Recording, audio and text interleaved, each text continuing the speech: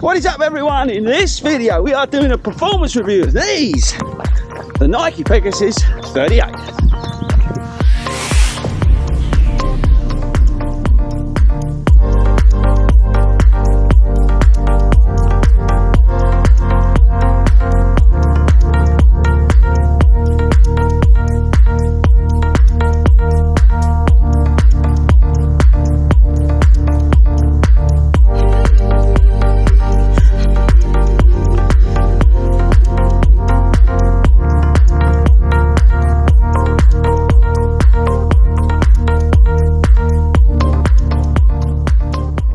What is up, people, and welcome back to the channel. So we're back out today doing another shoe review, and this is a performance review of the Nike Pegasus 38. So if you know what the performance review means on 40 runs, basically it's a bit of a catch up, how I've been getting on with it and that kind of thing. We're just out doing, we've been arguing about it, about 10 miles ish, we're not sure yet, but I wanted to bring the camera along today, do the catch up with the Pegasus 38, let you know how I've been getting on with it, just in case you're still thinking whether you should or you shouldn't be buying the new Nike Pegasus 38. So the recently launched Peg 38 is definitely an improvement over 37, 100% improvement, I think, in terms of fit and feel. There's no denying that. I had some real issues with 37. There's nothing wrong with the shoe, but for me it was just, I had heel slippage problems, but just too narrow and just felt a little bit lifeless, really. I'm going to put some stuff up on the screen in terms of the stats and features and all that sort of stuff about the drop. Weight. The weight for these is just under 11 ounces. In my UK 9.5, I don't know what that is in grams. I'm trying to work it out, but my brain's not working that well this morning. But yeah, put the things up. It's £105 here in the UK, which ain't too bad. We've got the full length React foam in the midsole, which carries over from 37, and we've got the tuned AirPods up the front. The outsole's awesome, really good outsole, and particularly what I'm running on today, you know, along this sort of tarmac section, then onto the rivers and towpaths, and then a bit of grass and stuff like that. The outsole's epic. The main changes are the upper and also the fit. They've made it, the toe box, bigger, which is good news. They've updated the lacing system, which works well.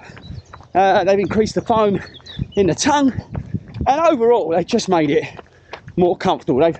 They went into a sort of a racing sort of idea with the Pegasus. They definitely stripped the 37 down a bit, and it didn't work out.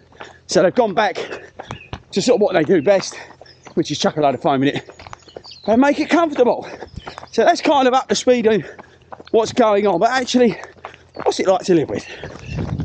So the first thing I really noticed was the comfort. The comfort's definitely increased.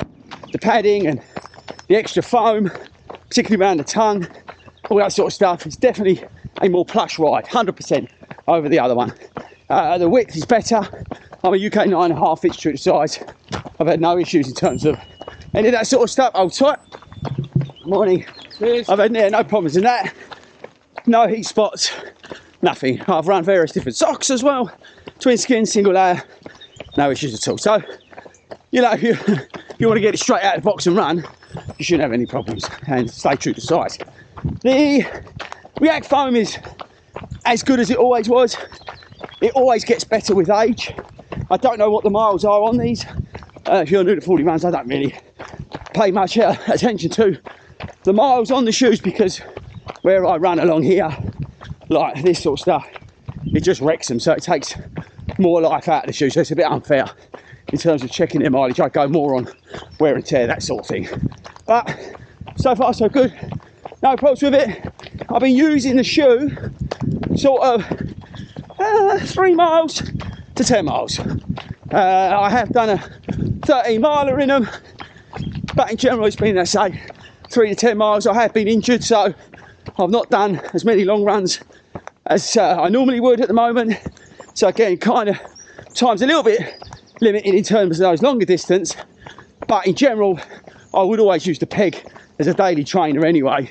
So again, 3 to 5 miles is probably my sort of range for it. I mean, the shoe can quite easily do that half marathon distance if you're looking for a sort of shoe to get you through to that half marathon distance if you're training for your first half or whatever. It's definitely very competent. At that level, there's definitely more stability in the shoe, I would say.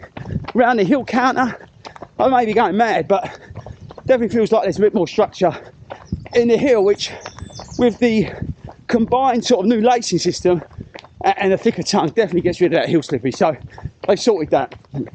And you know what?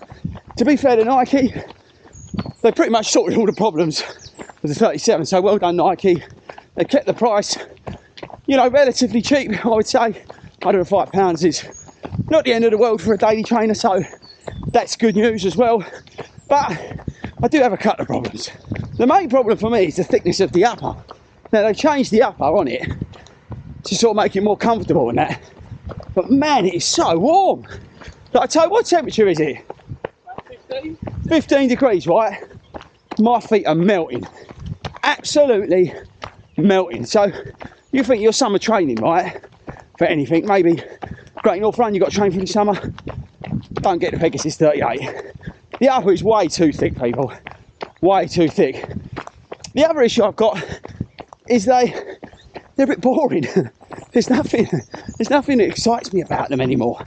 You know, when I used to get the Pegasus on, I used to enjoy running in them, but I don't know, the 38, yeah, it's comfortable, yeah, it's plush, yeah, it does the job, but I don't know, it's just a bit boring when you compare it to like a Rebel 2, or, you know, if you go up even, may sound unfair comparison, but you go up to like a Speed, which you can get to some people daily training, Deviate Nitro, Puma Velocity, much more fun, much more, you know, feedback from the midsole. There's nothing wrong with it, it just doesn't do, you know, it doesn't make me feel awesome. That's what I mean. So to conclude, the shoe's good, there's no denying that, right?